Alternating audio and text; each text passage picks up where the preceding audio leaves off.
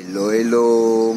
Alors je suis revenu à l'hôpital et donc pour faire encore une chimiothérapie et donc j'en profite parce qu'on a du temps de libre.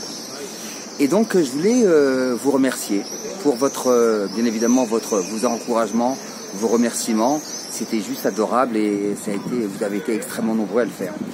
Mais j'ai remarqué quelque chose dans beaucoup de messages, c'est qu'il y avait une petite confusion. Dans la mesure où certains me disaient j'espère que tu n'as pas trop mal et d'autres ils me disaient j'espère que tu souffres pas trop. Et là je vois qu'en fin de compte il y a un petit mélange des genres. Je m'explique. Il y a la douleur, c'est quelque chose de corporel, c'est physique. Alors que la souffrance, c'est un ressenti. Et là, vous allez comprendre là où je veux en venir. Imaginez que on demande à deux personnes, ils font le même poids, et on va leur demander de porter 20 kilos. Sauf qu'à l'un, on va lui mettre des pierres, et l'autre, on va lui mettre des diamants. Et on va leur demander de traverser le désert. Est-ce que vous pensez qu'ils vont le vivre de la même façon? Celui qui porte des pierres, eh ben, il va avoir mal, il va avoir de la souffrance en plus. Et l'autre, eh ben, il aura peut-être mal, mais il ne va pas en souffrir. Et en plus, il aura beaucoup moins mal. Pourquoi je vous fais cette précision? C'est parce que c'est pour vous dire que c'est ça un petit peu qu'on a évoqué la dernière fois au niveau du coaching juif, à savoir qu'on doit se faire confiance et on doit lui faire confiance.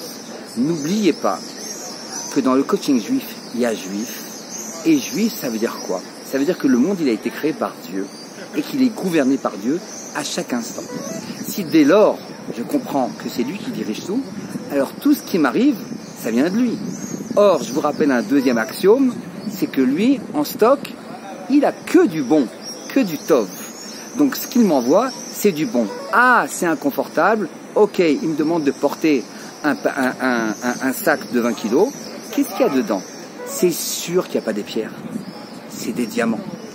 Alors si on en arrive à conscientiser ça, eh ben on va réaliser. Alors maintenant, c'est vrai que si c'est 40 kilos, c'est plus compliqué. Mais en tout cas, il faut comprendre. Et non plus, également, il y a une notion qu'il faut comprendre, c'est qu'on va pas les demander, ces souffrances ou cette douleur. On va juste les faire parce que, troisième axiome, Adam Arishon, il s'est séparé en 6000 âmes, dont nous sommes les détenteurs. Et notre travail de ces âmes, c'est de faire régner la Shrina.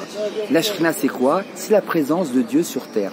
Et pour ça, il faut bien faire comprendre à son intellect et aux gens qui sont autour de nous que tout ce qui arrive, ça procède de Dieu et c'est du bien.